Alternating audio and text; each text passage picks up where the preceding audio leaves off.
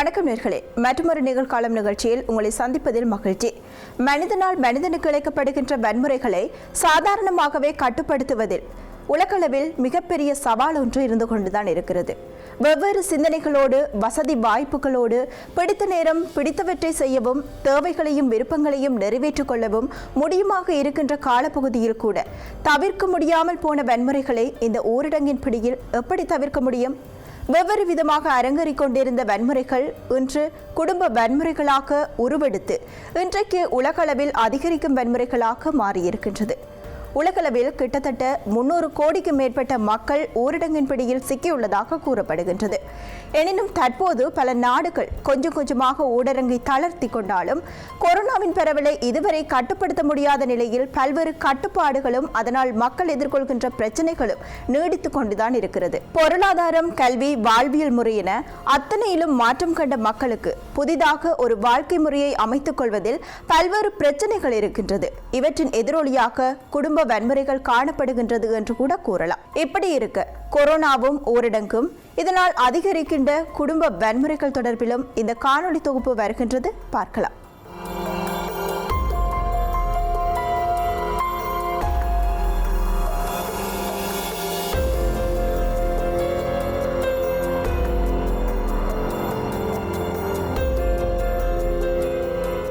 கொரோனாவின் பிடியில் சிக்கித் தவிக்கும் உலகவாழ் மனிதர்களுக்கு அடுக்கடுக்காக அதிகரிக்கும் பிரச்சனைகள் தனி மனிதர்களுக்கான தலையீடு அல்ல, உலகம் எதிர்கொள்கின்ற மிகப்பெரிய சவால் கொரோனா. இதனை கட்டுப்படுத்துவதற்காக இதுவரை எந்த தடுப்பூசியும் கண்டுபிடிக்கப்படாத நிலையில் தற்போது வரை உலகம் கையாளுகின்ற உத்தி ஊரடங்கும் தனிமைப்படுத்தலும் ஆகும். இவ்வாறு உலகளவில் பிறப்பிக்கப்பட்டிருக்கின்ற ஊரடங்கு காலத்தில் குடும்ப வன்முறைகள் அதிகரிக்கின்றதா? குடும்பங்களில் வன்முறைகள் அதிகரிப்பதற்கான வாய்ப்புகள் தாராளமாக இருக்கும் போது இந்த கேள்வி எழுப்பப்படுகின்றது. ஊரடங்கின் பிடியில் சிக்கியுள்ள பலரும் பல்வேறு விதமான மன அழுத்தங்களை சந்திக்க நேரிடும். இவ்வாறு ஏற்படும் மன அழுத்தத்திலிருந்து விடுபடுவதற்கு ஒவ்வொருவரும் தமக்கு பிடித்தமான விடயங்களை செய்து வருகின்றார்கள். அதனை சமூக வலைத்தளங்களில் அவதானிக்க முடிகின்றது. சமையல், கலை, பொழுதுபோக்கு உள்ளிட்டவற்றில் பலரும் தங்களை ஈடுபடுத்தியுள்ளார்கள். உடற்பயிற்சி, யோகா செய்தல் என்பது பலருக்கு ஆரோக்கியம் சார்ந்த பொழுதுபோக்காக மாறியிருக்கின்றது. சமூக வலைத்தளங்கள், மொபைல் கேம்கள் என்பன இளைஞர்களின் பொழுதுபோக்காக மாறியிருக்கின்றது.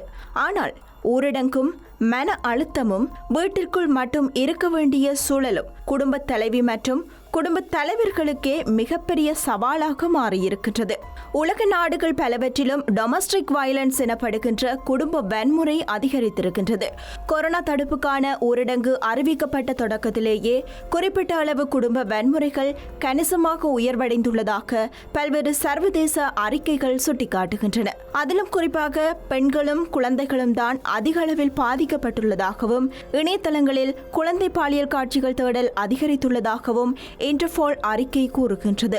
பல நாடுகளின் அரசு தலைவர்கள் இது குறித்த கவலையை வெளிப்படுத்தி இருக்கின்றார்கள். கனடிய பிரதமர் ஜஸ்டின் ட்ரூடோ ஊரடங்கு கால நிவாரணத்தை அறிவிக்கும் போதே குடும்ப வன்முறைக்கு ஆளாகுபவர்களை சேர்த்தே கணக்கில் வைத்து நிவாரணம் அறிவித்திருந்தார். உலக லாக்டவுனுக்கு பின்னர் குடும்ப வன்முறை தொடர்பான புகார்களும் உதவிக்கோரல்களும் 2 மடங்கு அதிகரித்துள்ளது என்கின்றார் ஐநாவின் பொதுச் செயலாளர் அந்தோனியோ குட்டரஸ்.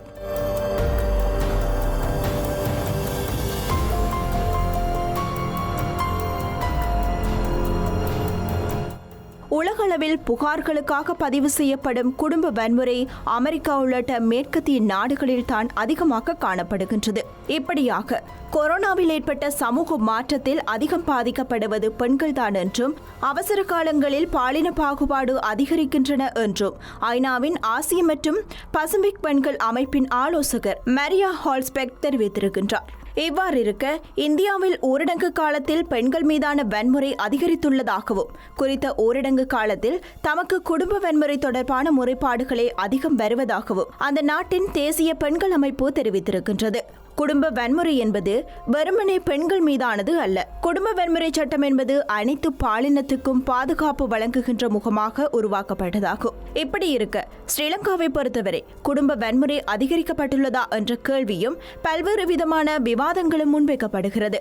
சிலர் ஊரடங்கு காலம் குடும்பத்தவர்கள் சந்தோஷமாக இருக்க வழி சமைத்துள்ளது என்றும், இன்னும் சிலர் ஊரடங்கு காலம் புதிதாக ஒரு வாழ்க்கை முறையை ஆரம்பிக்கவும் குடும்பத்தவர்கள் ஒருவருக்கொருவர் பேசி புரிந்துணர்வை வளர்த்துக் கொள்ளவும் வாய்ப்பை ஏற்படுத்தியுள்ளது என்றும் கூறுகின்றனர். இவர்கள் கூறுவதை போன்று சந்தோஷமான வாழ்வியல் நடைமுறையில் எப்படி சாத்தியம், யாருக்கு சாத்தியம் என்ற கேள்வி எழுப்பப்படுகின்றது.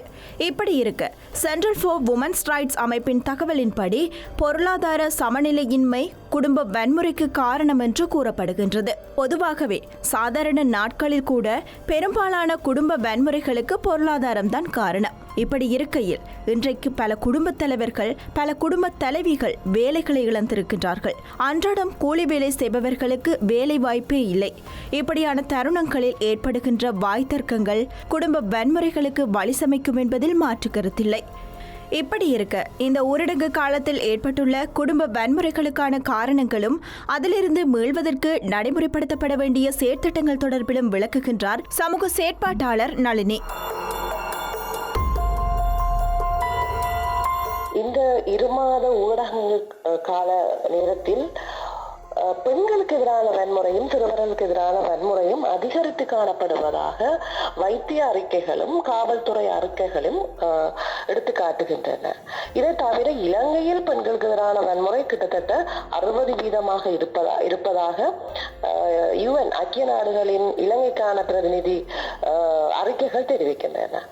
ஆனாலும் இந்த ஊரடங்கு நேரம் எல்லோரும் வீட்டுக்குள் அடைபட்டிருப்பதால் பல பாரிய பிரச்சனைகளுக்கு பெண்களும் சிறுவர்களும் முகம் கொடுத்து கொண்டிருக்கின்றார்கள் இருந்தார்கள். ஆகவே இதற்காக இந்த பிரச்சனை அல்லது இந்த குற்றத்திலிருந்து பெண்களை காப்பாற்றுவதற்காக இலங்கை மகளிர் சிறுவர் அமைச்சு ஒரு தொலைபேசி 24 மணித்தியான தொலைபேசி வசதி ஒன்றை ஏற்படுத்தி கொடுத்திருக்கின்றது. 1938 என்ற அந்த தொலைபேசி இலக்கம். அந்த தொலைபேசி இலக்கத்துக்கு தொலைபேசி அழைப்பு எடுத்து அவர்களுக்கு அறிவிக்கலாம். அதற்கு இலங்கையில் இருக்கும் ஐக்கிய நாடுகள் சபையின் நிறுவனம் UNFPA என்று சொல்லுவோம். அவர்கள் பெண்களுக்கு எதிரான வன்முறைக்குரிய ஒரு GBV ஃபோரம் என்ற ஒன்றை வைத்திருக்கின்றார்கள். அதில் பல அரசு சார்பற்ற நிறுவனங்கள், சிவில் அமைப்புகள், மனித உரிமை, பெண் உரிமை செயற்பாட்டாளர்கள் எல்லாம் பங்காளிகளாக இருப்பதால் அவர்களும் கூடி என்ன செய்யலாம், என்ன வகையான நடவடிக்கை எடுக்கலாம், பிரச்சனையின் தன்மை எவ்வாறு என்று ஆராய்ந்து தொடர்ந்தும் காவல்துறையினருடனும் அமைச்சுக்களிடமும் கல்வி மற்றும் சுகாதார அமைச்சுக்கள், பெண்கள் அபிவிருத்தி அமைச்சுக்களுடனும் தங்களுடைய பரிந்துரைகளையும் ஆதரித்து வாதாடும் வேலைகளையும் செய்து சட்டத்திலும் கொள்கைகளும் மாற்றங்களை கொண்டு வர வேண்டும் என்று எடுத்துக் கூறிக்கொண்டிருக்கின்றார்கள். அதே போன்று முக்கியமாக இந்த ஊடகங்களும் இந்த மாதிரியான தகவல்களை, விழிப்பூட்டும் தகவல்களை, இந்த டெலிபோன் நம்பர் இங்கே சாடலாம், இதை பற்றி விழிப்புணர்வை மக்களுக்கும் கொடுத்து கொண்டிருக்கின்றார்கள். உங்களுடைய நிகழ்ச்சியும் கூட அதில் ஒரு அங்கமாக இருக்கின்றது. இன்னொரு நாட்டில் அன்றாடம் கூலி வேலை செய்பவர்களும் அதாவது இன்ஃபார்மல் செக்டரை அரசாங்கம் அல்லது அரசு சார்பற்ற நிறுவனங்களில் மாதாந்த ஊழியம் பெறாதவர்கள் தான் அதிகமாக காணப்படுகின்றோம். கமல் செய்வர்களாக இருக்கட்டும், மீன்பிடித்துறை அல்லது சிறுகாய் தொழில்கள் அல்லது அன்றாடம் கூலி வேலை செய்து பிழைப்பவர்கள் தான் எங்களுடைய நாட்டில் அதிகமாக இருக்கின்றோம். ஆகவே இவர்களுக்கு வருமானம் இல்லாமல் போகின்றது. அந்த நேரம் இது பெரிய மன உளைச்சலை கொண்டு வரும். எங்களுக்கு தெரியும், அடிப்படை தேவைகளை நிறைவேற்ற எங்களுக்கு பணம் தேவை. அந்த பணம் எங்களுடைய கையில் இல்லை என்றால் ஒரு மனிதனை அது பாரிய பிரச்சனைக்கு கொண்டு செல்லக்கூடியது. ஆகவே களவுகள், கொலைகள் கூட அதிகரிக்கலாம் என்ற ஒரு அச்சம் காணப்படுகின்றது. இதேவேளை ஸ்ரீலங்காவில் கடந்த மார்ச் 21 ஊரடங்கு அமல்படுத்தப்பட்ட நாள் முதல் ஏப்ரல் வரையான காலப்பகுதியில் வீட்டு வன்முறை காரணமாக சுமார் 160 பேர் கொழும்பில் உள்ள தேசிய மருத்துவமனைக்கு சென்றுள்ளதாக வைத்தியசாலை தகவல்கள் தெரிவிக்கின்றன. இவ்வாறு சென்று பாதிக்கப்பட்ட நோயாளிகளில் பெரும்பான்மையானவர்கள் ஆண்கள் என்றும், அதாவது கிட்டத்தட்ட 110 பேர் ஆண்கள் என்றும், பெண்களின் எண்ணிக்கை 50 உள்ளதாகவும் வைத்தியசாலை தகவல்கள் தெரிவிக்கின்றன. இப்படி இருக்க குடும்ப வன்முறையை கட்டுப்படுத்த ஸ்ரீலங்கா எடுத்த நடைமுறைகளில் ஒன்றாக தேசிய நிபுணத்துவ ஆலோசகர்கள் நிறுவனம் இலவச ஆலோசனை சேவைகளை பெற்றுக்கொள்ளுமாறு மக்களுக்கு தொலைபேசி இலக்கங்களை வழங்கியுள்ளமையும் குறிப்பிடத்தக்கது. இப்படி இருக்க நீண்ட நாள் ஊரடங்கு காலம் அல்லது அதற்கு பின்னரான காலப்பகுதியில் நிச்சயமாக உளவள ஆலோசகர்களின் உதவி என்பது மக்களுக்கு அவசியமாகின்றது. ஒரு மனிதன் ஓய்வெடுக்கின்ற நிரந்தரமான நிழல் வழங்கும் மரம் என்றால் அது அவரவர் இல்லமென்றே சொல்ல வேண்டும். இப்படி இருக்க அந்த மரம் வாடாமலும் செழிப்புடனும் தலைமுறைகள் கடந்து துளிர்விட்டு தலைக்க வேண்டுமாயின் அதனை சரியாக பராமரிக்க வேண்டியது குடும்பத்தில் உள்ள ஒவ்வொருவரின் கடமையுமாகும். ஒரு குடும்பம் என்பது வெறுமனே அன்றாடம் சமைத்து உண்டு தூங்கி எழுந்து அவரவர் தம் வாழ்க்கையை கடந்து போதலால் முழுமையடைவதில்லை. குடும்பம் என்பது இல்லமென்ற அந்த கூண்டுக்குள் வசிக்கின்ற அனைவரது எண்ணங்களும் சிந்தனைகளும் ஒரே மாதிரி அமைவது அல்ல.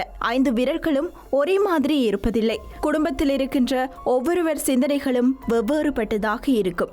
இப்படி இருக்க அவை அனைத்தையும் ஒன்றாக கோர்த்து ஒவ்வொருவர் சிந்தனையையும் அங்கீகரித்து அதனை திருத்தி அதனை வடிவமைத்து அதனை செதுக்கி ஒரு வாழ்வியலை புதிதாக அமைத்துக் கொள்தல் என்பது குடும்பத்தின் வன்முறைகளை குறைப்பதற்கு வழிவகுக்கும். குடும்பத்தில் இருக்கின்ற அத்தனை பேரது உணர்வுகளும் மதிக்கப்படும் போது குடும்பத்தில் இருக்கின்ற அத்தனை பேரது தேவைகளும் ஒருவருக்கொருவர் கை கொடுப்பதன் ஊடாக பூர்த்தி செய்யப்படும் போது குடும்ப வன்முறைகள் குறைகின்றது.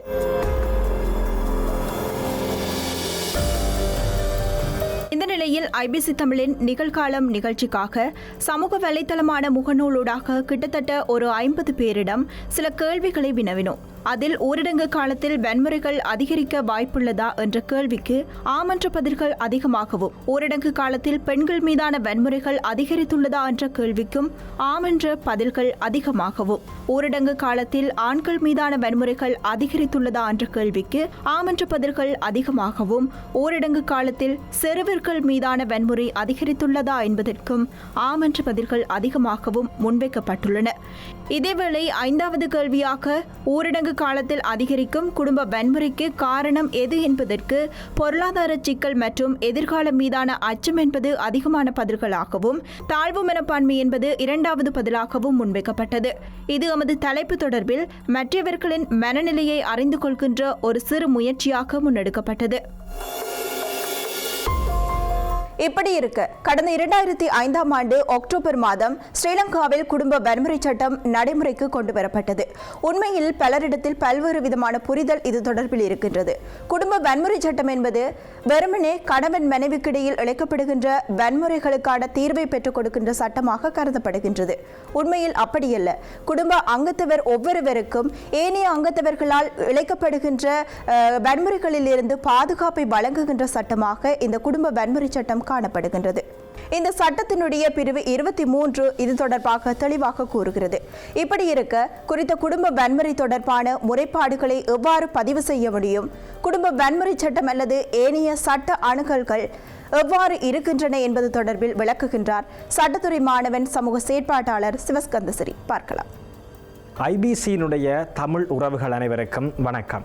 இலங்கையிலே மார்ச் மாதம் 20ஆம் தேதி தொடக்கம் இன்றை வரைக்கும் மேற்கொள்ளப்பட்ட பதிவுகளின்படி இதுவரைக்கும் கொழும்பு போதனா வைத்தியசாலையிலே மொத்தம் 160 பேர் குடும்ப வன்முறைகளால் பாதிக்கப்பட்டு வைத்தியசாலையிலே அனுமதிக்கப்பட்டுள்ளதாக தகவல்கள் தெரிவிக்கின்றன. இலங்கையிலே கொரோனா வைரஸ் தாக்கத்திற்கு பின்னர் இப்போது வீடுகளிலே எல்லோரும் தேங்கியிருப்பதன் காரணமாக குடும்ப வன்முறைகள் அதிகரித்து வருவதற்கான வாய்ப்பு இருப்பதாகவும் அதற்கான உளவியல் சார்ந்த செயற்பாடுகளை ஆரம்பிக்கப்பட வேண்டும் என்றும் பல உளவியலாளர்கள் தங்களுடைய கருத்துக்களை தெரிவித்த வண்ணம் இருக்கின்றார்கள்.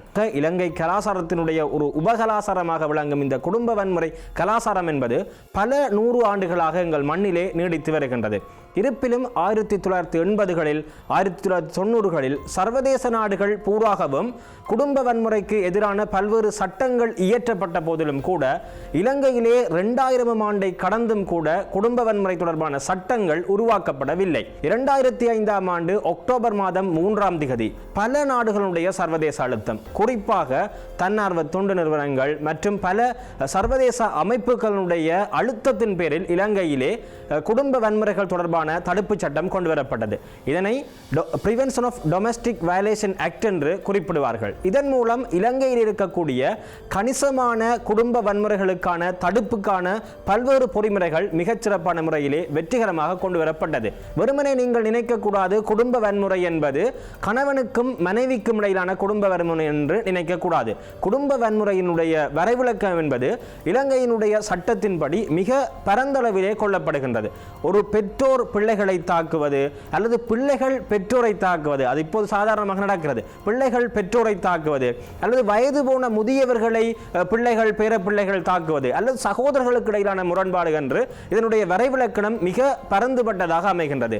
அதனை விட சொல்வது என்று சொன்னால், ஒரு விவாகரத்து பெற்ற கணவன் விவாகரத்தை பெற்றதன் பின்னரும் தொடர்ச்சியாக தன்னுடைய மனைவிக்கோ அல்லது தன்னுடைய துணைக்கோ பல்வேறுபட்ட வன்முறைகளை மேற்கொள்வது கூட இந்த குடும்ப வன்முறை சட்டத்துக்குள்ளே உள்ளடக்கப்படுகின்றது. ஆகவே வெறுமனே கணவன் மனைவிக்கு அடிப்பதோ மனைவி கணவனுக்கு அடிப்பது மட்டும்தான் இந்த குடும்ப வன்முறைகளுக்குள்ளே அடங்கப்படுவது கிடையாது. இது மிக முக்கியமாக நாங்கள் கருத்திலே கொள்ளப்பட வேண்டிய விடயமாக இருக்கிறது. அதேவேளை இந்த குடும்ப வன்முறைகள் நடைபெற்றால் நாங்கள் எங்கே சென்று முறையிடுவது? உடனே நாங்கள் எல்லாரும் செய்கின்ற விடயம் போலீஸ் நிலையத்திலே சென்று முறைப்பாடு செய்கின்றோம். போலீஸ் நிலையத்திலே சென்று முறைப்பாடு செய்ய முடியும். ஆனால் அதற்கான தீர்வினை பெற்றுத் தருவதற்கான இடமாக நீதவான் நீதிமன்றம் காணப்படுகிறது. அதை ஆங்கிலத்திலே மேஜிஸ்ட்ரேட் கோர்ட் என்று சொல்வோம். இந்த நீதவான் நீதிமன்றத்தில் தான் இந்த வழக்கை விசாரிப்பதற்கான உரிய அதிகாரங்கள் இருக்கிறது. ஒருவேளை சும்மா உதாரணத்துக்கு சொல்லணும்னு சொன்னால், ஒரு நபர் யாழ்ப்பாண பகுதியிலே வாழ்கிறார் என்று வைப்போம். யாழ்ப்பாணத்தினுடைய பிரதேசத்திலே வாழ்வாராக இருந்தால் அவர் யாழ்ப்பாண நீதவான் நீதிமன்றத்திலே கொண்டு போய் தன்னுடைய வழக்கை தாக்கல் செய்ய வேண்டும். அல்லாவிட்டால் ஒருவர் மல்லாகத்திலே வாழ்வாராக இருந்தால் அவர் மல்லாக பிரதேசத்திலே சென்று போய் தன்னுடைய வழக்கை தாக்கல் செய்ய முடியும். இது மிக முக்கியமான விடயமாக இருக்கிறது. அதேவேளை இந்த வழக்கை தாக்கல் செய்வதற்கான பொறிமுறைகள் என்ன?